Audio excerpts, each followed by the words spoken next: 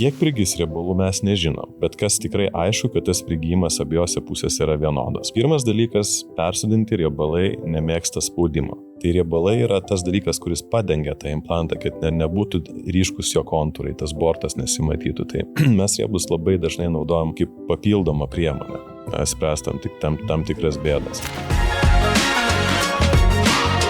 Gydytojau, esate kažkada sakęs, kad vieną dieną visus implantus pakeis riebalų persodinimas. Kas tai bebūtų? Ar iš tiesų estetinė chirurgija tam jau taip stipriai ruošiasi ir implantų tuoj nebeliks? Gal ir sakiau, taip, kol kas dar tas neįvykę yra, bet iš dalies, tarkim, sėdmenų implantų praktiškai atsisakėm visai. Labai retai jie tebe naudojami, nes sėdmenyse riebalų prigijimas jis yra geresnis, tarkim. Ir sakyčiau, sėdmenyse riebalai praktiškai pakeitė implantus su labai nedidelėm išimtim. Dėl krūtinės taip nėra. Kol kas, ką žinau, iš tos informacijos, tai riebalai yra didelis progresas, tarkim, jų persodinime ir dabar jų prigijimas jau su tam tikrom priemonėm viršyje persodintą kiekį. Tai žodžiu, prigijo apie 120-130% riebalų. Taip, ir tame toj srity ir toliau vyksta daug mokslo, yra atrastas labai įdomus dalykas, kad užšaldyti riebalai prigyja žymiai geriau. Ta labai atsitiktinai atrado Romos La Sapienza ligoninėje, aš esu buvęs praeitais metais ten, ir jie paskui sakė, mes, kadangi ten yra labiau onkologinis profilis tos ligonės, ten yra operuojami augliai įvairūs ir pasako, kad tiesiog tos situacijos būdavo, kai tenka pašalinti dalį krūties audinio ir tuo metu jie dar nežino, ar tas pašalinimas yra radikalus, ar nėra likę pakitus audinio, jie išsiunčia patologam, kurie išsiaiškina ir tuo metu jie turi tą operaciją baigti, bet taupydami bendrą neutrą, jie sako, mes taip įpratę būdam pasisurpti šiek tiek riebalų, kad paskui tą zoną užsipildyti. Ir sako, mes grįždavom po ten mėnesio ar ten net kelių mėnesių persodintos šaldytus riebus ir pastebėjom, kad jie prigyja žymiai geriau negu kad iš karto persodinti riebalai. Tai tie dabar tyrimai vyksta toliau, panašu, kad tas šaltis numuša kažkokią apsaugą lygtai, bet manau, po 5 metų turėsim dar daugiau atsakymų, o kiti tyrimai irgi Italijoje labai dideliais tempais vyksta, tai persodinami riebalai kartu su gliukozė, su insulinu. Ir tas dalykas, jisai irgi padidina labai išgyvenamumą jų. Bet kol kas tokių rekomendacijų aiškių dar nėra, tai mes kol kas laukiam to atsakymo. Bet ta mintis, kad riebalai kažkada pakeis, turbūt bendrai paėmus vis tiek teisingai yra. Kaip vyksta riebalų persodinimas į krūtis? Vyksta labai gražiai jisai. Ir tai pirma yra, apskritai yra labai svarbu suplanuoti iš tikrųjų šitą dalyką, kiek mes tų riebalų turėsim, kaip mes juos, kiek mes planuosim jų persodinti. Dėl to, kad matant, tarkim, tą krūtinę situaciją, būtų neprasminga surpti per daug riebalų. Tai mes matydami, kiek tilps į krūtinę, mes renkamės tas zonas pačias geriausias ir renkamės tiek, kiek yra adekvatu. Tai pirmame etape yra nusiurbiami riebalai. Pats siurbimas jisai turi būti labai švelnus, labai žemų slėgių, labai švelniom kaniuliam, nes esmė yra netraumuoti riebalų. Jie yra specialioje sistemoje plaunami, nusodinami, paruošiami ir tada vėlgi specialiom kaniuliam jie yra persodinami į krūtinę. Tas vėl turi vykti labai mažų spaudimų, labai tolygiai, labai išdėstant riebalus į audinius, kad jie galėtų prigyti. Tai yra, aš kaip kartais sakau, čia yra toks kaip sodininkystės menas, nes duokit dviem žmonėm, tarkim, lysvę kažkokių augalų, tarkim, viską, sakau, braškių kažkodėl. Tai duokit jiem užduoti persodinti į kitą lysvę ir jūs turėsit tikrai skirtingus rezultatus. Vieno žmogaus, kuris tą žino, kaip daryti, žino, kaip persodinti, kaip nepažeis šaknų, kaip jį sodinti. Ir kita, kuris tą darys kažkaip nesuvokdamas to. Tai čia lygiai tas pats ir tie rezultatai, aš manau, kad jie ir varijuoja labai stipriai tarp įvairių pacientų ir įvairių chirurgų, nes tame reikia šiek tiek to išmanimo turėti. Ir riebalai turi būti išsėjami labai plačiai. Yra kaip 3D dalykas. Kartais pacientai ir žmonės galvoja, kad riebalus tiesiog mes įduriam į krūtinę ir tiesiog taip sustumėm. Tai čia pavyzdys būtų, kaip jūs lygiam lauke paėmėt, išpylėt bulvių maišą ir jūs tai kažkiek prigis, bet didžioji dalis neprigistų. Bet jeigu jūs tą maišą išmėtysit į visas kryptis, tai tada tas prigimo procentas bus žymiai didesnis. Tai su riebalais yra lygiai taip pat. Reikia sėti iš tikrųjų įvairius aukščius, įvairiom kryptim ir kuo po mažesnį kiekį jų. Bet tai tų dūrių nemažai tada gaunasi? Užtenka vieno dūrio, nes kainulė jinai juda visom kryptim, kur mums reikia, mums tiesiog reikia tą daryti labai metodiškai, mes einam aukštais, pradedam nuo apačios, tada kylam į viršų ir tarkim, mes neretai pacientės sodinam, operaciniai žiūrim tą formą, kur trūksta, ar tam vidiniai daly trūksta, ar viršui labiau trūks, ir mes tada pagal tai orientuojamės ir irgi persodinami tas vietas, bet iš esmės visą laiką yra judama, kad tai būtų skirtingose vietose. Dūris atliekamas gal areoliai? Dažniausiai yra dūris areoliai. Jeigu naudojam didesnės apimties jau riebalų, tą kiekį, tai darom antrą dūrį raukšliai. Bet visi šitie dūriai yra 2 mm. Jie yra itin maži, jie yra dar net mažesni negu kad riebalų siurbimai. Bet ar visiems pacientams tinka krūtų didinimas riebalais? Iš esmės, jeigu yra vieta, į kur suleisti ir yra riebalų, iš kur jų paimti, tai ta operacija kaip ir tinka. Kitas dalykas yra lūkesčiai pacientų, nes gal tie norai yra didesni negu galima pasiekti riebalais. Tai tarkim, kalbant apie krūtinę, tai riebalais mes manom, kad pusė dydžio yra labai realu, tai yra normalus lūkestis. Dydis yra dažniausiai, ką mes pasiekėm. Būna ir daugiau, būna ir iki 1,5 dydžio, bet turi labai būti palankios sąlygos. Tai jeigu pacientai tas pokytis yra tinkamas, tai tada viskas ok, tada realiai vos ne visais atvejais tą galima taikyti. Bet yra kitų situacijų, tarkim, ateina pacientė niekados neturėjusi krūtinės, jinai yra labai plokščia, odos yra labai nedaug, jinai yra labai stangri. Gal tų riebalų ir turi, bet bėda ta, kad nėra erdvės pakankamai, kur persodinti. Ir tada aišku, kad tas rezultatas jis bus labai nežymus. Ir ar verta tą daryti, tai mes tada ir apsitarėm su pacientą, greičiausiai, kad ne. Arba yra kita situacija, kai tų riebalų yra, tarkim, labai mažai. Kitas variantas yra, tarkim, po nėštumo, krūtinė buvo didesnė, jinai paskui susitraukė, jinai yra gana tuščia. Ir ją persodinti riebalų yra erdvės, yra tikrai labai geros sąlygos, bet pačių riebalų nėra. Tai tada vėl tas rezultatas jis bus apribotas.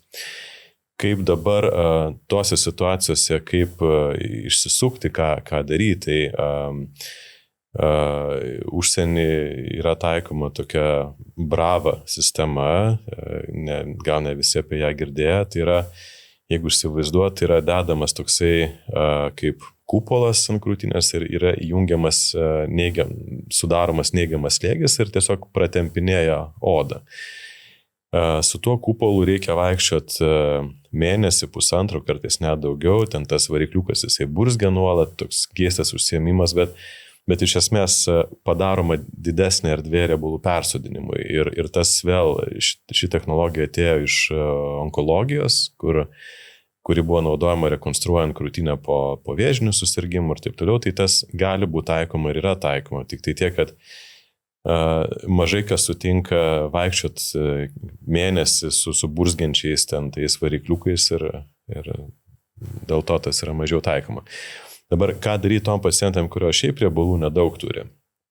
Tai čia gal mes matom mažesnę bėdą, mes tiesiog renkamės tuos riebalus per visą kūną ir kartais būna, turim pacienčių, kurios nori krūtinės didinimą tik riebalais, jos negalvoja apie jokius implantus, jom yra pakankamai tinkamas dalykas, kad jinai padės pusę dydžio arba iki dydžio. Tai mes tos riebalus renkam nuo visur. Nuo kelių, nuo šlaunų išorės, truputį nuo pilvo, truputį nuo nugaros. Ir kartais turim tokią pacientę operacinėje ir kai mes ruošėmės operacijai, žiūri mane sesutė Gintvilė ir sakė, daktarė, kurgi jūs čia rasit ką? Bet mes taip po truputį iš visų pusių susirenkam kaip derlių, ką duoda tos zonos ir mes finale susileidžiam po 300 ml kiekvieną pusę, iš kurių liks, sakykime, didesnė dalis.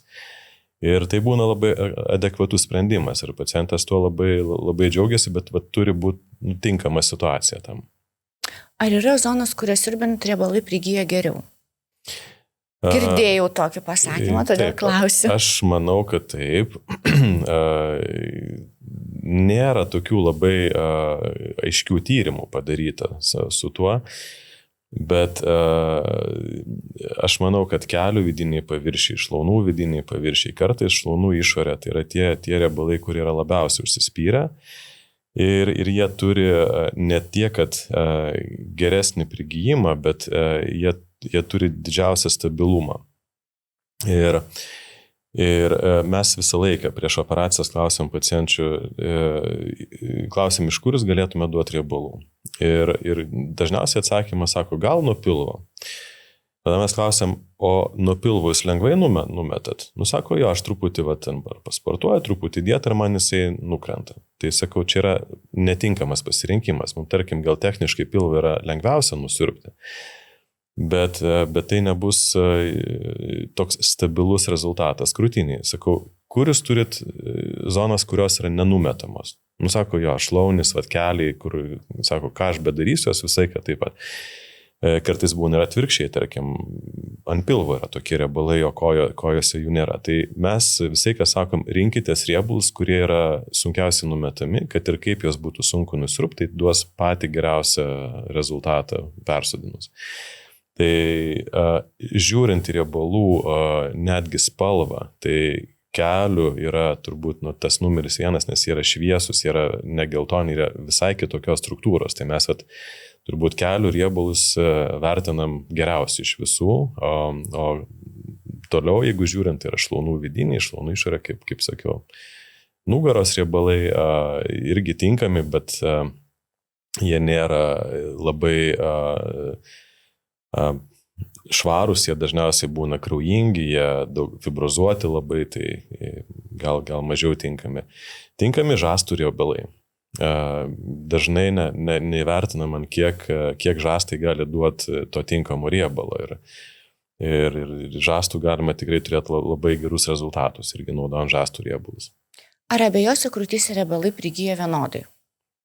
Taip, tas dažnai klausimas yra tas klausimas pacientų, tai kiek prigis riebalų mes nežinom, mes negalim atsakyti ir tai priklauso nuo organizmo savybių. Aš kartais, kaip sakau, tai priklauso nuo to, kiek nuo linksmumo, nuo hormonų, nuo šilta-šalta, nuo maisto, nuo žodžių vos ne nuo oro sąlygų. Tai tas prigimo procentas jis dažniausiai yra apie 60, 70, kartais 50, bet 60, sakykime, yra viduriukas, bet būna ir 40, ir būna ir 80, tai va tokia didelė variacija. Bet kas tikrai aišku, kad tas prigijimas abiejose pusėse yra vienodas. Jeigu mes didinam simetrišką situaciją, tai jų prigyja visai vienodai. Yra šiek tiek kebliau, kai mes turime asimetriją. Kai viena krūtis yra didesnė, kita yra mažesnė, tai kadangi mes nežinom, kiek liks tų riebalų, tai yra visai, kas sunku nutaikyti, kiek persodinti kurią pusę. Ir čia jau prasideda visokie pojūčio dalykai, patirties dalykai, bet ir ten galima šiek tiek prognozuoti ir tą galima spręsti. Jeigu po vienos operacijos netinka dydis, turbūt galima antrą kartą bandyti pildyti. Taip, tas užsienį, tarkim, yra labai populiaru. Iš tikrųjų, man teko stažuotis vienoje klinikoje Vokietijoje, netoli Berlyno. Ten toks didelis senas dvaras ir ten įsikūrusi klinika užsiema tik riebalų persodinimu, nieko kito jie neveikia. Ir ten mokslo labai daug atlieka, tai jie, norint kuo geresnio rezultato, jie pacientam visai, kas siūlo rinktis etapinės operacijas, tai paprastai paplanuoja bent jau 2 arba 3 etapus, tai kaip pavyzdys, pirmas etapas yra naudojami, tarkim, pilvo, juosmens ir nugaros riebalai ir tada po pusės metų, po 6 mėnesių yra antras etapas, tada kelių, šlaunų išorės riebalai ir tokiu būdu galima tikrai pasiekti daugiau negu dydį. Dėl to, kad viena didžiausių problemų yra ta, kad, kaip minėjau, krūtiniai kartais yra, ne kartais, bet ir visuomet yra ribota erdvė. Tai mes negalim ten persodinti tų riebalų daugiau negu yra tos erdvės. Ir jeigu mes stengiamės ją perpildyti, mes tiesiog sutrikdom kraujotaką. Ir tie persodinti riebalai, jie dramatiškai prigijimas krenta. Tai tas etapinis požiūris yra labai, labai teisingas, nes mes neperspaudžiam tos situacijos, tie persodinti prigyja, sakykime, labai gerų procentų ir mes tada pakartotinai suleidę antrą kartą, mes iš to galim, žodžiu, spausti didžiausią efektyvumą.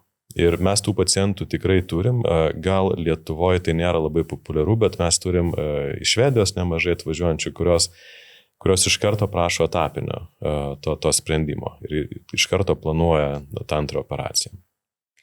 Tai ar dažnai pacientė sako, norėčiau pasididinti krūtis riebalais, betgi išsivaikštu? Čia yra dažniausias posakis, yra tas išsivaikščiojimas, taip atrodo, lyg su kojom, tie riebalai išeina kažkur. Tai aš visai ką klausiu, sakau, gerai, sakau, kad riebalai išsivaikštų, sakau, o kada man pilvas išsivaikščios, sakau. Ir jis tada žiūri, sako, nu tai gal ir neįsivaikštų. Tai čia yra, šitą dalyką reikėtų padėti pacientams suprasti realią situaciją, nes kaip ir esu sakęs, tie mitai, jie dažniausiai, kad ir kaip jie atrodytų kažkokią nesąmonę, jie vis tiek turi kažkokią šaknį. Tiesiog tą reikia atrasti ir pabandyti suprasti, kodėl jie atsirado. Tai aš manau, kad šitas dalykas yra atsiradęs dėl to, kad pacientai paprasčiausiai, nes jiems yra gal nepaaiškinama arba jie nelabai supranta tos situacijos, nes pacientai, tarkim, po operacijos, sekančią dieną, jie nueina iki veidrodžio, mato ištinusią krūtinę, kur yra 100% riebalų, dar jie yra visi ir jie žiūri veidrodį ir jie džiaugiasi. Sako, va tai čia yra gražu, čia yra gerai. Ir mes tada iš karto juos jau skubam truputį nuleisti ant žemės ir truputį nuvilti. Ir aš sakau, žiūrėkit, taip neliks. Sakau, jūs matote tinimą ir jūs matote 100% riebalų. Dings tinimas, riebalų liks pusė. Tai įsivaizduokit, sakau, krūtinė tikrai mažės. Ir taip, didžioji dalis tą supranta, gal nenori labai tą priimti, bet yra dalis, kur aš matau tas džiugesys akyse, tai maždaug skaitau iš akių, kad nu taip, bet čia nesąmonė, viskas čia bus gerai. Ir jeigu tie žmonės tuo ir patiki, kad tas kiekis toks ir bus kaip sekančią dieną po operacijos, tai jie tikrai nusivilia, dėl to, kad taip nebūna. Tikrai lieka pusė to. Tai čia yra tas išsivaikščiojimo, turbūt mito paaiškinimas. Tai tie riebalai neišsivaikšto, jie prigyja jų, tarkim, pusę, kaip ir kalbėjom, bet tam reikia ruošti pacientus, aiškinti iš pat pradžių, tada to nusivylimų nebūna. Tai mes savo pacientų rate kažkaip to nelabai numatom daug. Aišku, gal, sakau, yra kažkiek tų pacientų, kur tie lūkesčiai buvo tokie ir jie nelabai nori išgirsti, kad jų nebus, bet tai nėra taisyklė. Minėjot, kad prigijimo numatyti kaip ir negalima, bet gal skiriama kokią angliavandenių dietą. Gal vis tiek yra kažkokie metodai, kurie gali tą prigijimą, sakykime, padidinti. Taip, mes turime 3 taisyklės, kurias aš atsivežiu iš tos Vokietijos klinikos, kur ir mokslą daro. Tai 3 dalykai. Pirmas dalykas – persodinti riebalai nemėgsta spaudimo. Tai mes nededam jokių pooperacinių liemenėlių, jeigu krūtinę persodinam. Žodžiu, turi būti laisvai. Galima nešiot kažkokius lengvas bralėtas, tiesiog, kad truputį prilaikytų. Kaip sportinės? Sportinės nėra gerai, nes jos spaudžia iš tikrųjų. Tai va tas, žodžiu, vengt spaudimo. Antras dalykas yra vengti šalčio. Dėl to, kad tiek spaudimas, tiek šaltis, tai va šaltis spazmuoja kraujagysles, spaudimas jis jas šiaip spaudžia. Ir mes tiesiog turim blogesnę kraujotaką tos zonos ir pasirodo prigijimas, jis labai labai priklauso nuo kraujotakos, kiek ta riebalų ląstelė gauna maisto medžiagų ir kaip jinai gerai įsitvirtina. Ir trečias dalykas tai yra angliavandenių dieta. Tas dažnai toks sutinkamas šiek tiek su šypsena visų pacientų, bet pasirodo, jeigu dietoje artimiausias 3-4 savaitės po operacijos yra daugiau angliavandenių, tarkim, reikia maitintis blogai, žodžiu, daug cukraus, daug visokių miltų ir tai, kas nėra gerai. Per insuliną didėja prigijimas, net iki 15%.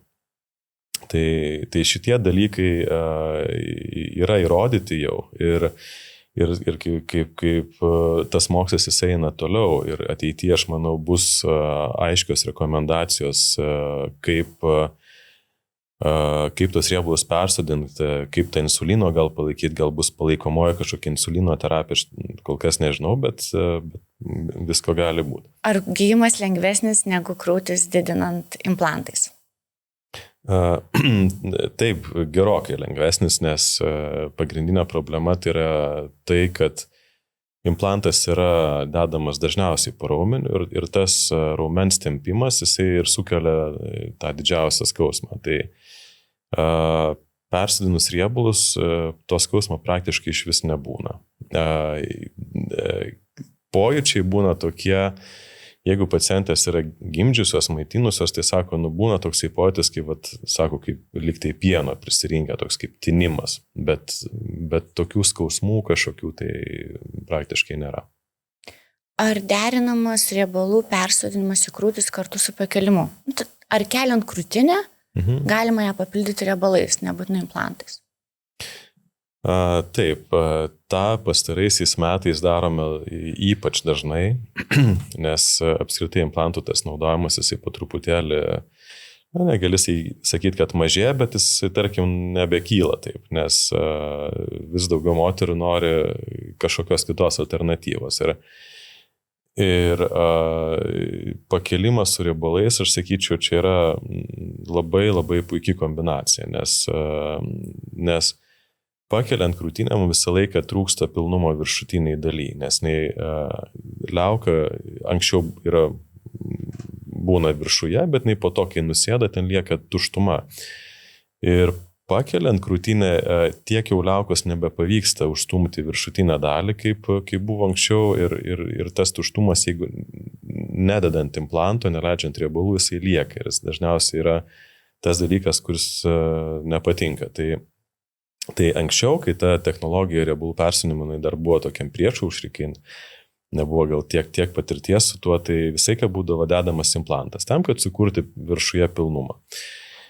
Dabar tą mes labai labai ramiai pakeičiam riebalais. Ir riebalai tokiais atvejais yra leidžiami tik į viršutinę dalį ir jų tas prigijimas, kadangi, vėl kaip minėjau, riebalam svarbu, kad būtų pakankamai erdvės. Tai kai mes krūtinę keliam, tai tos erdvės jos vis tiek būna daugiau, negu kad eina kalba apie visai plokščią krūtinę. Tai tas prigijimo procentas jisai šiais atvejais yra žymiai geresnis. Riebalai turbūt naudojami ir toms pacientėms, kurios pageidauja išsimti implantus. kaip alternatyva? Ar ne visada? Priklauso nuo situacijos. Jeigu implantai buvo įdėti nesenai ir nebuvo labai dideli, tai kartais juos išėmus, tarkim, net ir nieko nereikia daryti. Krūtinė apsitraukia natūraliai ir negrįžta į savo buvusią situaciją. Bet jeigu implantai yra nešiojami ilgą laiką, ten 14 metų, arba tie implantai yra jau tokie iš didesnių, ten 400 ml ar daugiau, tarkim, virš 300 jau tas pokytis. Nes implantas jis yra sferos formos ir ta jo centrinė dalis išguli audinius, būtent spenelio srityje. Jie labiau plonėja negu išorė. Ir mes ilgiau panešiojus implantus ar didesnius implantus, mes gaunam tą vaizdą, juos išėmus tokį šiek tiek kraterio vaizdą. Gaunasi tas centras, jisai įdumba netgi. Tai tada riebalai yra turbūt vienintelė išsigelbėjimo priemonė. Nes kitaip krūtinė nulieka šiek tiek deformuota. Tai išimant implantus labai dažnai yra naudojami riebalai ir tas labai labai stipriai gelbsti. Riebalai turbūt naudojami ir tarpų užpildyti, jeigu yra atstumas didesnis. Taip, apskritai riebalai naudojami visom tokiom ir deformacijom, ir asimetrijom, ir krūtinės įdubimams. Ir labai neretai mes turim pacientas, kur turi įgimtas tam tikras anomalijas ir krūtinės lastos, ir krūtų vystymos, ir yra tas Polando sindromas, kur vienos, tarkim, pusės nėra pektoralinio raumens, automatiškai pati krūtinė blogiau vystos ir yra toks įdubimas, jis prasideda tiesiog nuo viršutinės dalies. Tai čia riebalai labai labai gelbsti ir čia atsimenu buvo viena pacientė su krūtinės lastos deformacija, tiesiog šonkaulių lankas, jisai vienoje pusėje kaip įspaustas, kitoje normalus ir automatiškai gaunasi kaip laiptas. Viena krūtis yra kaip laiptų žemiau, kita yra aukščiau. Ir dar čia labai atsiminus, tokie seni laikai buvo, tai aš ją nusinčiau pas savo kolegą, torakalistę, mokėmės mes kartu ir jis man atskambina, sako, žinai, sako, ką mes tokios situacijose, galim laužyti šonkaulius, krūtinkaulių laužyti, sako, čia yra baisi operacija, baisus randai lieka, sako, ne variantas. Kitas variantas, sako, mes galim užsakyti silikoninę plokštę, kurią irgi per gana didelį pjūvį mes pakišam ir taip tą deformaciją lyginam. Bet sako, jauna mergina 20 metų, sako, gal tegul nieko nedaro. Ir mes tada, žinom, kad yra sprendimas riebalais ir taip tokių tikrai yra nemažai pacienčių, yra pacienčių, kur mes netgi negalim, jos ateina, tarkim, didint krūtinę, bet dėl tos didelės asimetrijos mes net negalim įdėti implantų, nes vienas bus duobėj, kitas bus ant kalno, dėti juos skirtingus reikia, tada vienas bus plokščias, kitas bus labai atsikišęs, ta prasme, neįsprendžiamas dalykas ir mes tada planuojam tos operacijas etapais ir pradžioj persodinam riebalus tam, kad suvienodint krūtinės ląstą ir tada ateina kitas etapas, kur mes galim dėti implantus. Tai aš atsimenu, viena pacientė buvo atėjusi jau ten galbūt po metų ir aš ją vėl fotografuoju ir sakau, tai kuri čia pusė jam buvo įdubusi. Ten irgi juokės sako, aš jau pati pamiršau. Ir ant tiek riebalais galima tą sulyginti, kad vizualiai nebesupranti, kuri pusė čia buvo ta blogoji. Tai riebalai jie ne tik didinimui, ne tik tarpui ir ten šonams, jeigu ten implantas čiuopiasi, bet riebalais galima spręsti didžiulės deformacijas, kur atrodo reikėtų didžiulių chirurgijų ir net patys torakalistai atsisako, sako, neadekvatų būtų. O riebalai, jie kaip skulptoriui molis yra, ar ten plastelinas, tai vat chirurgam yra taip pratęsia tavo galimybės labai stipriai. Ar metant svorį riebalais didinta krūtinė sumažės? Sumažės, kaip kalbėta, ne kartą reikia tiesiog rinktis riebalus persodinimui tie, kurie yra labai užsispyrę. Tai Tai tie riebalai yra kelių srity, šlaunų srity, šlaunų išoriai. Paprastai mes klausim pačių pacienčių, jeigu jums teko, tarkim, mesti svorį, tai kuri vieta yra ta, kuri pati paskutinė pasiduoda. Tai reikia visą laiką rinktis tuos riebalus, net jeigu juos nusirpti yra techniškai, yra sunkiau, ne, mažiau patogu. Tai va, tie riebalai, jie ir krūtiniai elgsis lygiai taip pat. Galima bus numest, jeigu pereiti totalų badavimą, tai iš visur galima numest. Bet jie išeis patys paskutiniai. Jeigu lyginant jūsų pacientės, tai vienodas skaičius, kur nori pasididinti krūtis implantais ir riebalais? Riebalais tikrai didėja tas skaičius ir mes tą labai akivaizdžiai matom. Aš gal sakyčiau, kad riebalais yra trečdalis, implantais 2/3. Ta prasme, nėra gal pusė ant pusės, bet artėja link to. Ir kitas dalykas, kad mes šiais laikais tai labai dažnai naudojam riebalus netgi kartu su implantais, nes yra labai įvairių situacijų. Mes anksčiau tiesiog to nemokėjom spręsti. Tai klasikinė operacija ateina pacientė, tiesiog įdedi implantus ir sakai, tai va, tai viskas čia padaryta, bet dabar mes žymiai daugiau gilinamės į asimetrijas, į tam tikras deformacijas, į tarpą, į šonus.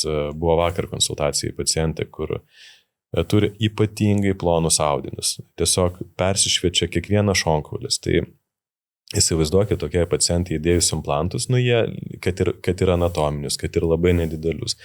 Jie vis tiek labai matysis. Tai riebalai yra tas dalykas, kuris padengia tą implantą, kad nebūtų ryškus jo kontūrai, tas bortas nesimatytų. Tai mes riebus labai dažnai naudojam kaip papildomą priemonę, spręstam tam tikras bėdas.